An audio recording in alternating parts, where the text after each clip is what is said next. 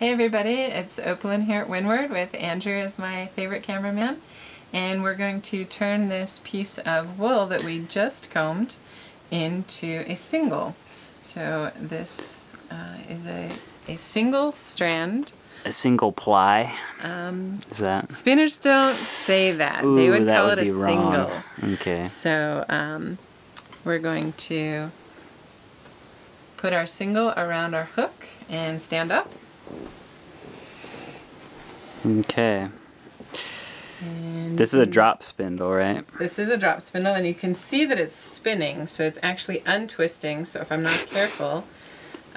you always want to spin in the same direction. Correct.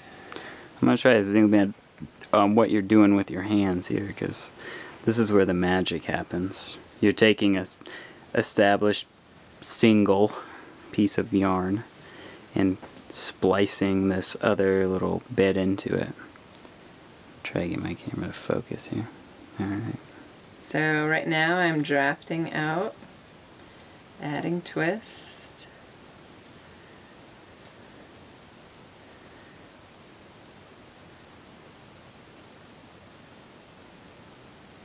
And as I run out of fiber up here,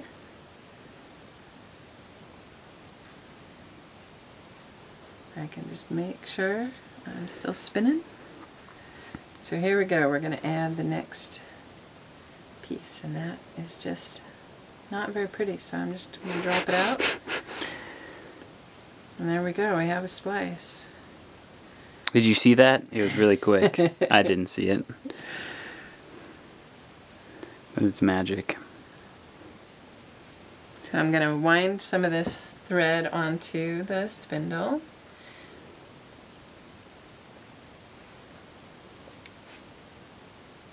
And get it going again.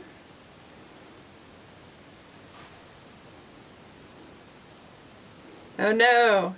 Oh, it broke. Okay, so we're going to try and do that again. You get to do the splice again. So I just let go with my fingers, and it moves right up. So that twist was already there, stored in this piece of thread. And I just let it go up, up. And there's some really great books and videos of experienced, well, more experienced spinners than I out there, and being part of a guild is a great way to learn. Finding a mentor or a group of women who enjoys doing this.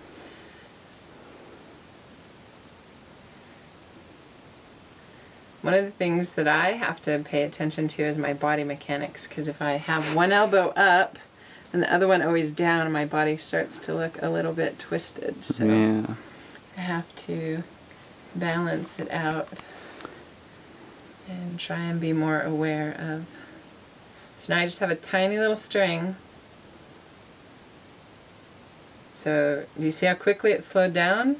Now it's going to start back spinning, and so that's taking the twist out. You don't want that. No.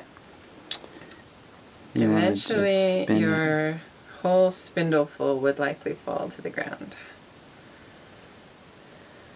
And so this part is super thin, so I can just disconnect it and add that piece in right there. That's one way to manage for an even diameter thread. So here's one of those neps that got away. You just pull it right out. One of the blobs. You don't want blobby yarn. Well, some people do, and sometimes. Sometimes that's a desired thing? Yes. When you want it to have that rustic feel.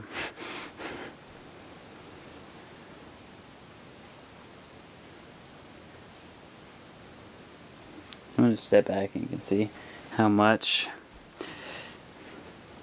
when you're standing up and doing the drop spindling, you can get 4 or 5 feet worth of yarn going there before you have to take it off and spool it up.